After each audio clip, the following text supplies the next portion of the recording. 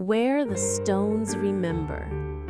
I stand before the castle, its old bones draped in rain, the weight of years in every crack, a slow and stubborn stain. The moat, once fierce, now barely stirs, a sleepy silvered sheen, and in its face my own appears, then blurs as if a dream. Where shall I be in 100 years?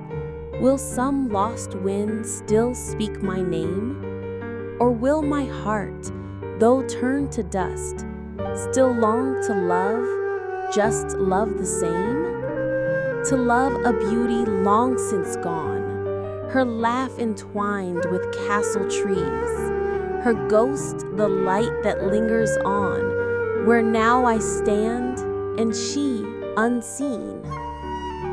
The gate, unhinged, now creaks with ghosts. The great hall hums a tune, some half-remembered lullaby beneath the waning moon. I touch the cold and crumbling arch.